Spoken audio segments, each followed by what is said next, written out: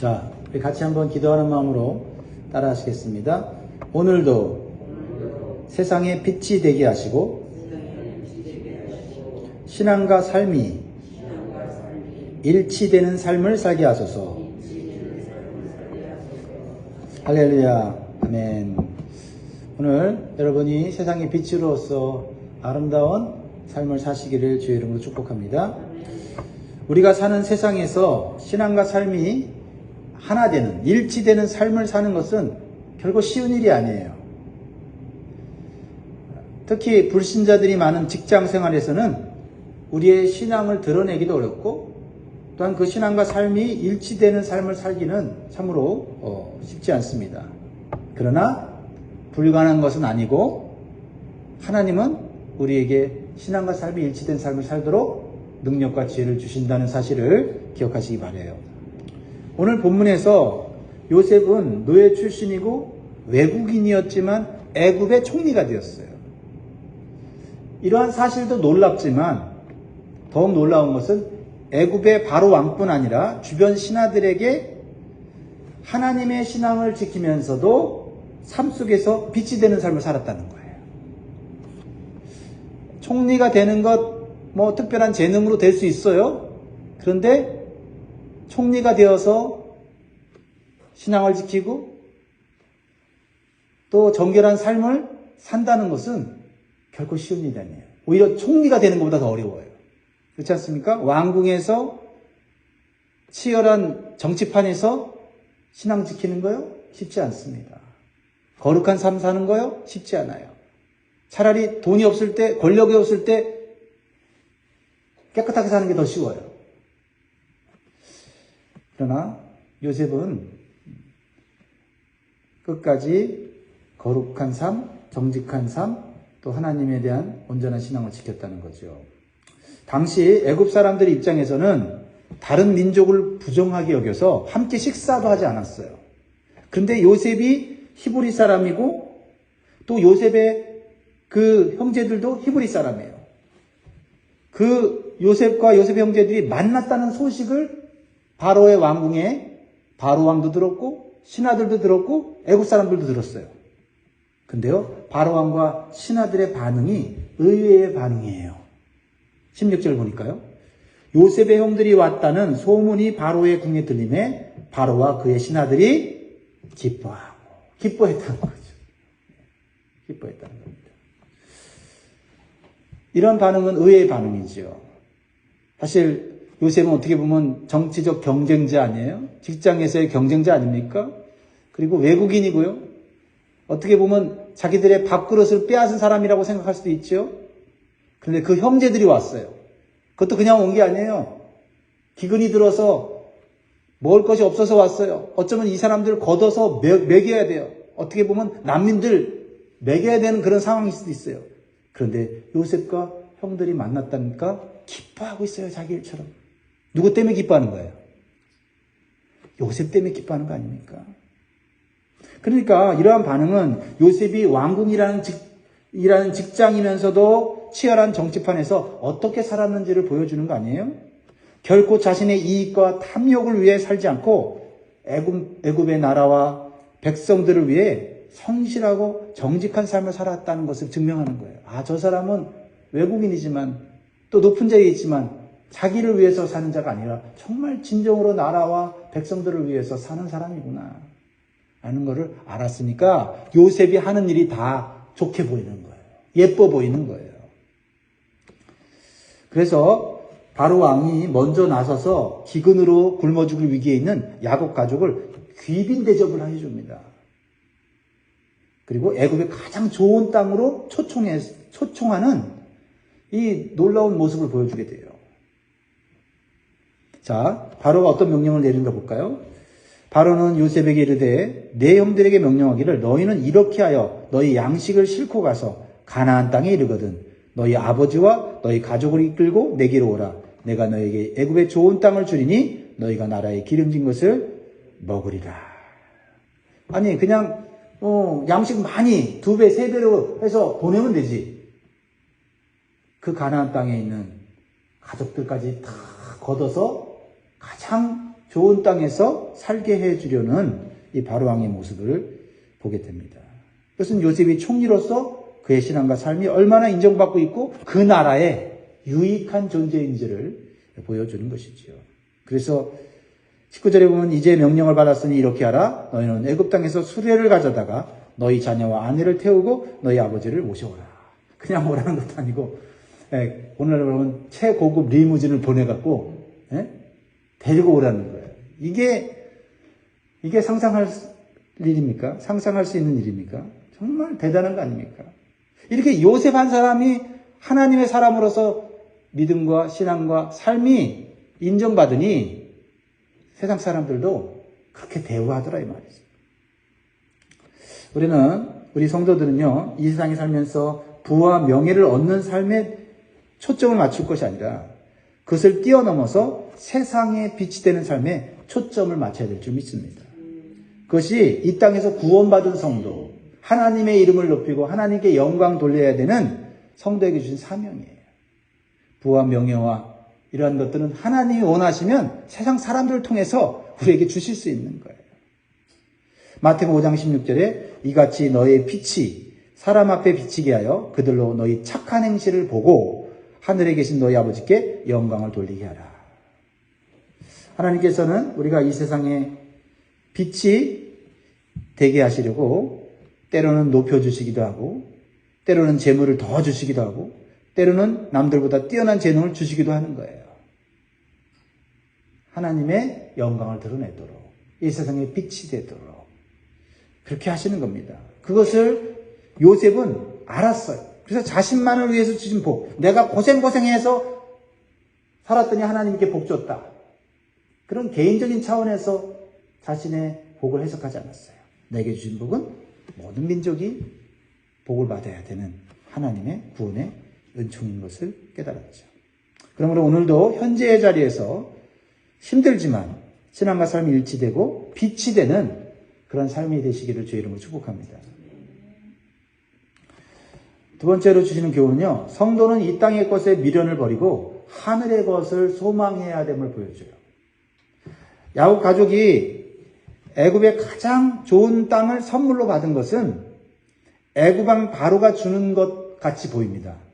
그러나 사실은 하나님의 주권과 섭리 속에서 하나님이 주시는 은혜이고 축복이에요. 즉 바로 왕보다 높으신 만왕의 왕이신 하나님께서 바로 왕을 통해서 역사해 주시고 우리에게 하늘의 영광을 보여주시는 거예요. 바로 왕은요, 매우 의미 있는 명령을 요셉과 요셉 가족에게 내리죠. 20절 읽겠습니다. 시작. 또 너희의 기구를 아끼지 말라. 온 애굽 땅에 좋은 것이 너희 것임이니라. 여러분, 너희의 기구가 뭡니까?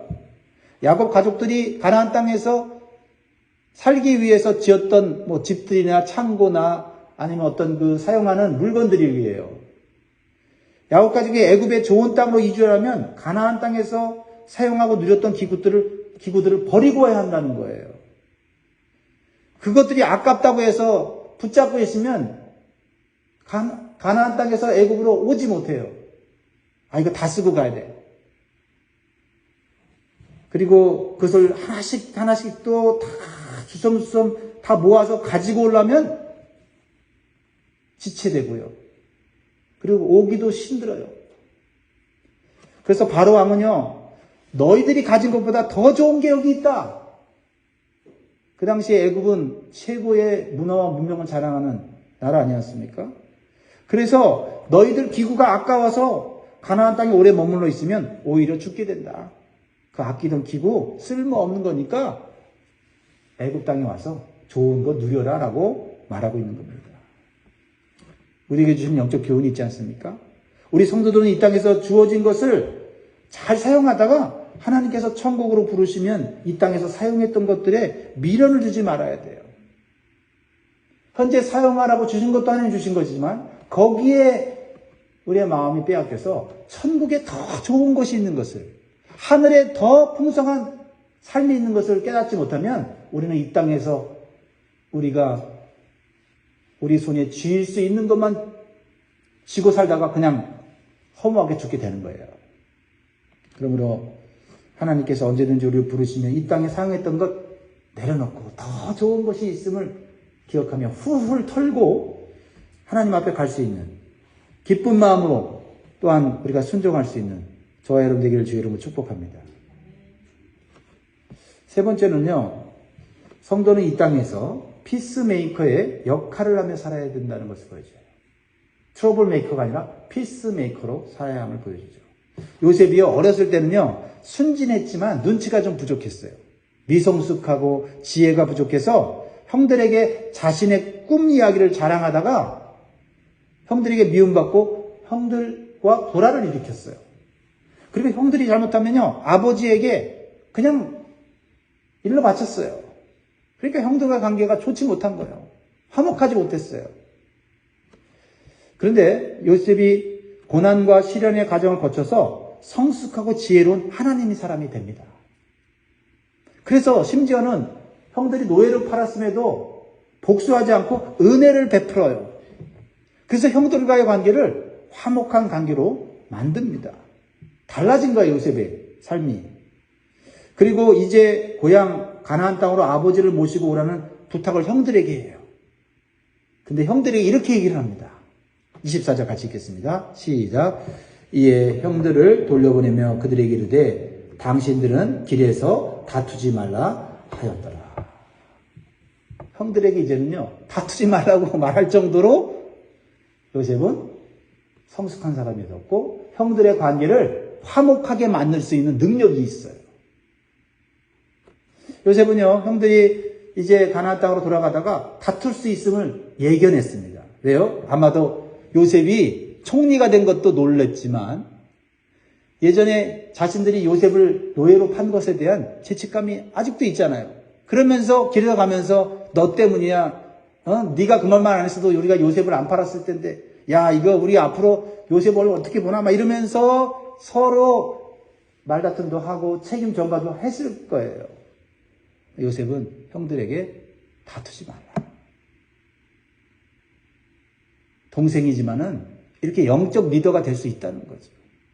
불화한 가정을, 불화한 공동체를 이 한 사람이, 변화된 한 사람이 이렇게 화목하게 만들 수 있다는 거예요. 반대로 한 사람이 한 가정을 불화하게 할 수 있고 한 공동체를 분열시킬 수 있어요. 요셉은요, 하나님께서 주신 이 권위와 재물을 가지고 형들을 섬기고 아버지를 섬기죠. 형들에게 좋은 선물을 줘요. 그러면서 서로 다투지 말고 서로 화목하도록 하는 이 요셉의 삶 얼마나 멋지지 않습니까? 이렇게 가족 중에 한 사람만 성숙하고 지혜로워도 그 가족 공동체 전체가 아름다운 공동체가 될 수 있는 거예요. 왜 그래요? 하나님을 알기 때문에. 우리는 예수님을 알기 때문에. 왜? 예수님은 십자가에서 자신을 희생하면서 화목을 이루시고 평강을 이루신 분 아니에요? 그러니까 예수 믿는 사람들은 피스메이커가 돼야 되지 트러블 메이커가 되면 안 돼요. 어딜 가나 주님의 평강이, 그리스도의 평강이 우리 마음속에 있어야 되고 그 평강으로 화목을 이루어야 돼요. 그래서 골로새서 3장 15절에 그리스도의 평강이 너희 마음을 주장하게 하라. 너희는 평강을 위하여 한 몸으로 부르심을 받았나니 너희는 또한 감사하는 자가 되라. 오늘도 가정과 직장과 교회 공동체 안에서 피스메이커로 살아가시기를 바랍니다. 한 가지 더 살펴보자면 성도는 평상시에 신뢰할 수 있는 말을 해야 돼요. 네. 우리는 말에 진실성이 있어야 합니다. 요셉은요, 형들에게 내가 살아있고 애굽의 총리가 되었으니 아버지 이제는 남은 인생 걱정하지 마시고 제가 잘 섬겨드리겠습니다. 이 땅으로 오십시오라고 하고 형들에게 보내요. 근데요, 형들이 아버지에게 가서 요셉이 살아있고 그리고 애굽의 총리까지 되었다고 하니까 아버지가 안 믿어요. 아니 못 믿어요. 왜요? 29년을 속여왔거든요. 그러니 어떻게 믿습니까? 평상시에 진실하지 못한 이 야곱의 아들들이 갑자기 와서 요셉이 살아있다고 하고 총리가 됐다는데 믿어집니까? 이게 평상시에 자신의 크레딧이에요. 25절에 그들이 애굽에서 올라와 가나안 땅으로 들어가서 아버지 야곱에게 이르되 알리어 이르되 요셉이 지금까지 살아있어 애굽 땅 총리가 되었더이다. 야곱이 그들의 말을 믿지 못하여 어리둥절하더니라고 말하고 있다는 거죠. 그런데요, 요셉이 보낸 수레를 보고 믿어요. 요셉의 말을 믿는 거예요. 요셉의 정직하고 진실한 말을 믿는 겁니다. 그렇습니다. 우리가 사람들의 신뢰를 받을 수 있는 것은 한두 가지 말로 되는 게 아니에요. 평상시에. 특별히 위기 때 내가 어떤 말을 하느냐가 내 크레딧이에요. 사람들이 나를 왜 이렇게 못 믿지? 사람들이 나를 왜 이렇게 대하지? 그게 어쩌면 내가 평상시 보여준 크레딧이에요. 그러므로 우리 성도들의 힘은 세상의 권력이나 재력이나 그런 것이 아니라 진실함과 정직함에 있음을 기억하시기 바라요. 에베소 5장 8절에 9절에 보면 너희가 전에는 어둠이더니 이제는 주 안에서 빛이라 빛의 자녀들처럼 행하라. 빛의 열매는 모든 착함과 의로움과 진실함에 있느니라. 오늘 이 말씀 우리의 양식이 되기를 바라고요. 그리고 오늘 기도 제목 우리 기억합니다. 오늘도 세상의 빛이 되게 하시고 신앙과 삶이 일치되는 삶을 살게 하소서. 기도하겠습니다.